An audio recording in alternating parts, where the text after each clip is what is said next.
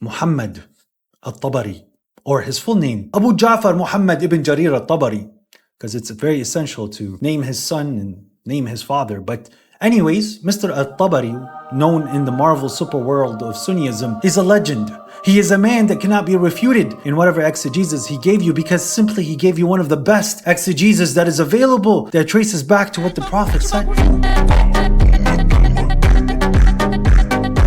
Obviously, in Sunnism, they tell us that the Prophet has to explain the Quran, because the Quran, you just can't understand it on your own. It's such complicated language that it's inaccessible to you. So God sent an amazing book and only gave the knowledge to one man known as Prophet Muhammad for him to explain the book to you, and it was up to these scholars, these legends, these Tabaris to record what Prophet Muhammad said. And I explained to him that we have 4 principles in Islam of how we interpret the Quran. So the Quran interprets itself, the Prophet's explanation of what the Quran is saying here, the Arabic language itself, in this case it would be the classical Arabic of the Quran, and then it would be the companions and what they were explained in terms of what this means. But there is a problem. He was born in 823. That's a whole 200 years after the blessed Prophet. Imagine me in America right now trying to write a book about John Quincy Adams, the president of the United States in 1825. I think the only records that I'm going to have is whatever people wrote at the time, right? But there's a difference. Back then, during the Prophet's time,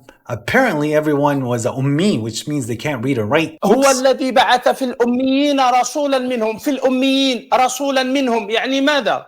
الأميين are the people who what? Can't read and write? Or the Gentiles?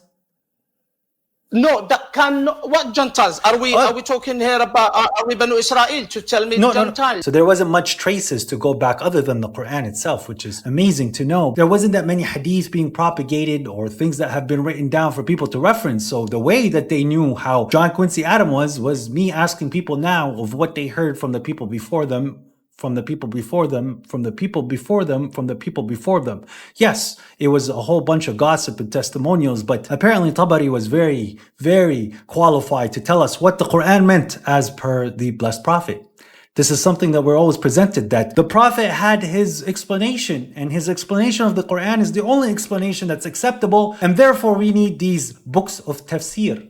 Tafsir simply means exegesis, a person who explains the Quran to you. They don't put their personal opinion at all. It's just definitely the opinion of the Prophet. But now we have a problem when we actually scrutinize the work of Mr. Tabari. The man who grew up in Persia, yes, he's a Persian, who learned Arabic, and he is the one God sent for us to be saved in this problem of which is the right interpretation of the Quran. The book that is inaccessible to you and it only takes one man to explain, which is the blessed Prophet. And unfortunately, even though God preserved the beautiful, well-written Quran, the preservation of what the Prophet said, that is literally up for debate. I always wonder how they always present to me the Quran as that they preserved it, yet they did such a terrible job with hadith and exegesis. I know this is going to break the heart of a lot of Sunnis, whoever watches this. But let's actually take a look at what Tabari says in his book. And please, try not to laugh too hard.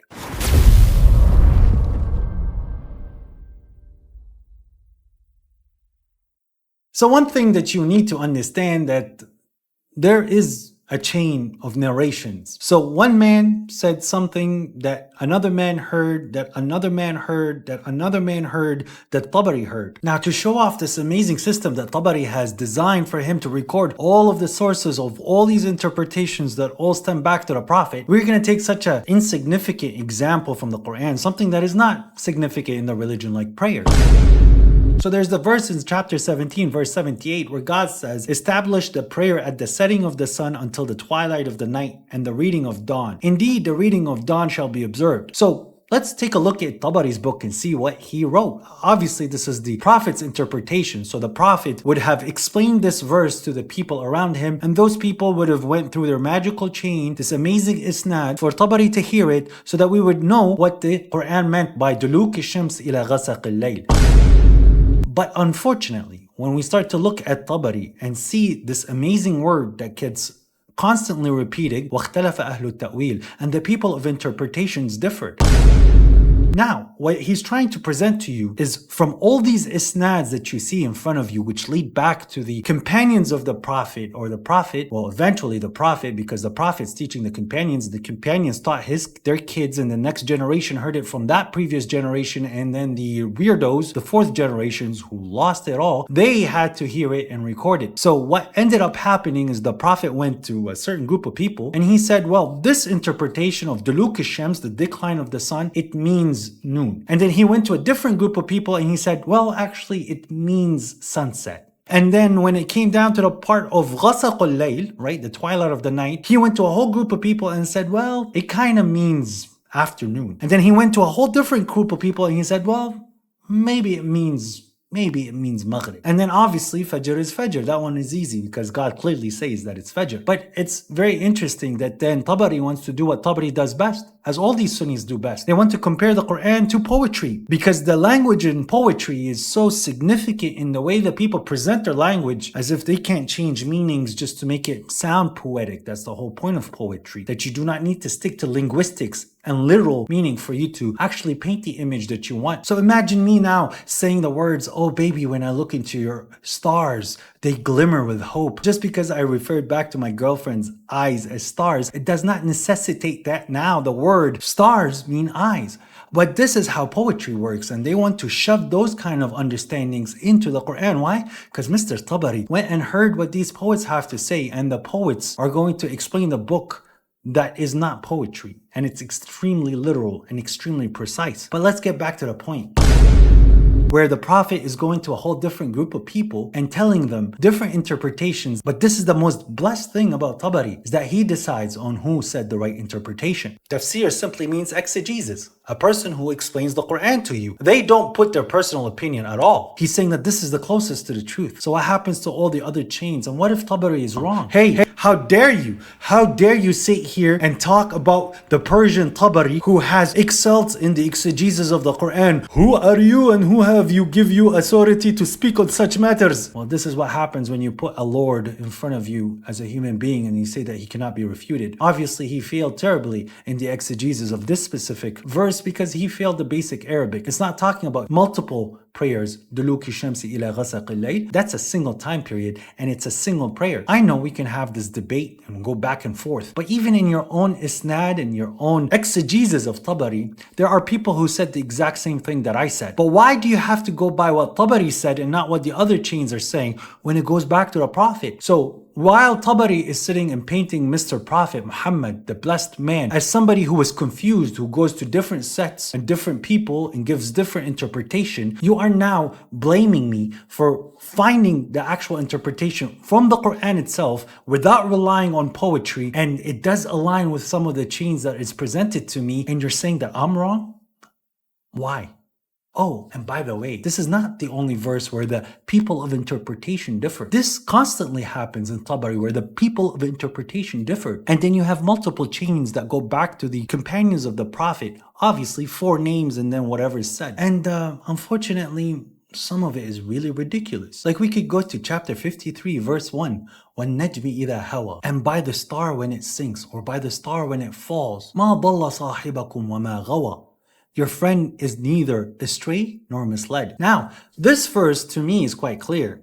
God is swearing by the star when it declines or when it falls or when it falls off the sky. And with that oath, which God takes constantly in the Quran in some of the objects that are around you, which is because you could see them, God is saying that your friend, i.e. the Prophet, has not gone astray, nor is he coming up with his own imagination. He's telling you a very clear book. But let's see what Mr. Tabari had to say about these verses. So of course we start with the iconic statement, the scholars of interpretation differed. And then what comes after that is some of said interpretations of these scholars that differed that leads back to the Prophet again. Muhammad ibn Amr narrated to me, he said. Abu Asim narrated to us. He said, Isa narrated to us. And Al-Harith narrated to me. He said, Al-Hasan narrated to us. He said, Waraqa narrated to us. All from Ibn Abi Najih, from Mujahid, regarding the verse. By the star when it falls. He said, when the Pleiades set at dawn. So now we're talking about the setting of the sun, not hawa. It's not gharabat, ghabat. Like the Arabic language here, hawa means something falling off the sky. But to them, no, now we're talking about the star setting. down the horizon where you could no longer see it, because that's what the Arabs said. But let's take a look at the other interpretation, because that's where the knowledge is. This is where the hidden Islamic gems you could find from these books. This is what you're missing as a hadith rejector. How dare you? How dare you reject this magic that you're about to hear? Yes, literally magic. Ibn Abd al-A'la narrated to us. He said Muhammad ibn Thawr narrated to us. He said Ma'mar narrated to us from Qadada, the Prophet, peace be upon him, recited by the star when it falls. Then a son of Abu Lahab, I think his name was Utbah, guesswork, said, I disbelieve in the Lord of the star. Kufr.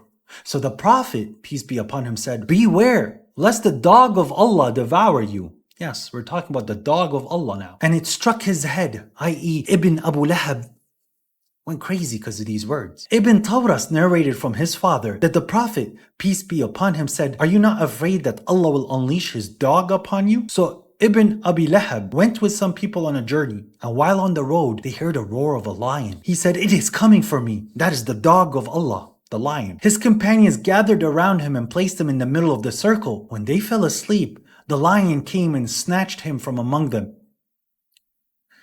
Yes, ladies and gentlemen, the star, by the star when it falls, your friend has not gone astray, nor is he misguided. That means that the son of Abu Lahab, he disbelieved in God. So God seeked his dog on him, dog being a lion. And therefore, when this dog was being seeked on Ibn Abi Lahab, who got scared, he slept in the middle of all his companions, and the lion tiptoed during the night and just grabbed him and ran away. Because that's how we believe that the Quran is from God, because of these specific stories. I mean, let's overlook the fact that there's two contradictory interpretations there. Let's overlook the fact that the first interpretation does not align with what the Arabic is saying. Let's overlook the fact that poetry is again being used as a way to explain what the words mean. And let's overlook the fact that we're talking about a supernatural event when a lion is going to sneak among a bunch of people, leave them all, and then take somebody without making a sound other than him screaming by him getting pulled away by a lion in the middle of a journey, and the guy's in the middle of a whole group of people, because that's literally what the verse is talking about. Duh, don't you see it? I don't know why you don't accept these books. I don't know how you accept these books. So these are just two verses, but you can go ahead and look. I'm not saying that everything that he's saying is incorrect, but these are things that just makes your religion guesswork, contradictory. The Quran explains itself. The Quran is extremely clear in what it's presenting. It's a mentality of you to present yourself to your Lord on the day of judgment without you having to go through guesswork. As God tells you, do not pursue what you have no knowledge in. Prove to me that this is what the son of Abu Lahab, but this is not Lahab, is that what he said? And tell me that this is what happened, other than the testimonial of somebody who came 200 years after the fact. And this chain is what? Is that a sahih chain? Is that a weak chain? And who are you to decide? Or do we leave that to another legend? Another one of these demi-lords that you guys take as these amazing artists of knowledge, these pioneers, these individuals that cannot be refuted because they spent their whole time in nonsense. Why is it me that can, understand basic Arabic grammar and understand just what the Arabic is telling me on face value? I'm capable of making conclusions that are more sound, consistent with the overall message of the Quran. While you so-called scholars of Arabic and 30 years of studying the language and looking into the religion, you can't see point blank that this is BS, that this has nothing to do with what the Arabic is actually saying. This clear book, your reliance on poetry alone is actually insulting. This is not how you learn the language or understand the depth of the language, by poetry. Because no other language in the world is defined by its poetry. It's defined literally by its dictionary. They're going by the root of the word, and then the word has its definition, and it goes from there, from scales and all the other grammatical ways that the Arabic presents itself. That's literally what Arabic means, to be parsed. It has a syntax, and that's why it's extremely clear. You can't have pronouns out of shape. You can't have the subject matter change mid-sentence. You can't do what you do in poetry. In poetry, you can mess around with that because literally it's poetic. And God is telling you that this book is not of poetry. And then the rest of these isnads that is present in your Bukhari, and it's present everywhere. And we have these 5-6 names being thrown at us as if we're just supposed to hand to them our trust just because you said so. As if this whole tradition of yours, it's so sound and preserved, yet you are some of the worst individuals when it comes down to discussing the religion. To you, it's just eat the bugs, and if you don't, you are a disbeliever. I cannot accept Tabari for the way that it's presented. And the books that came after Tabari from the exegesis of Qurtuba, al-Jalalain, they themselves went off what Tabari said, and they started to force it into the Sahaba mode to excel all these companions of the Prophet. Like the verse in chapter 9, those who followed them in goodness. It's not talking about you. It's talking about those who immigrated after the first immigration, which is supported with another verse in the Quran that is saying the exact same thing that's said in chapter 9. That's how the Quran works. God gives you a very clear statement, and then He explains it somewhere else in the Quran if it needs explaining and clarifying. So perform the prayer at the two ends of the day. One might question, what are the two ends of the day? Is it just exclusively to the daytime, or is the merging of the sun, the day and the night, is that what God is talking about, the two ends of the day? Well, then you have another verse to tell you. Well, it's from the setting of the sun till the twilight of the night. That's your first end of the day. Oh, and then Quran al-Fajr, the recitation of the dawn, that's your second day. So the first verse, which has some ambiguity in it, got clarified by the extremely clear and precise verse. And then you come at me with this book that you're telling me that this is what the Prophet left behind? I don't agree with you. Because it's definitely not even close to how you should approach the religion. It's got nothing to do with history. The religion has nothing to do with history. Can you prove that the Quran is from God without relying on history? Some of you say no. Then prove to me how the son of Noah didn't find himself on the boat. Why did the son of Noah not make it? Because he wasn't the son of Noah. There's no historical evidence for this. This is just a given. The way the Quran presents itself, because of the content and what God is saying, is what truly makes it from God. Because it's not possible for a human to describe your relationship with God, the human brain, and at the same time tell you about God's amazing grace without contradicting themselves in a book that's 600 plus pages and not having a single error. You can't do it. So this is how I know the Quran is from God, and the Quran itself is telling me that it's preserved. That's not circular reasoning. That's you trusting what God said. Tell me, prove to me that Noah's son did not make it on the boat. And hadith and all this other nonsense is not proving anything. You have to rely 100% on what God said. But let's take a look at the grand scope of the Quran. Do not kill your kids out of hunger. Do not transgress. God does not like those that transgress. God is the master of the skies and the land. All praise to the Lord. Treat your parents with kindness. Treat your neighbors with kindness. Do not associate your Lord. All of this does not need historical evidence, nor does it need your interpretations, because it's very clear cut. All of this halabaloo and hawawalawalawu and barabara and Muhammad ibn Abu Shahata Abu whatever, they add zero to the religion. The Quran is enough. And if you don't agree, well then take it up with Tabari. And don't let the dog of God get to you, bro.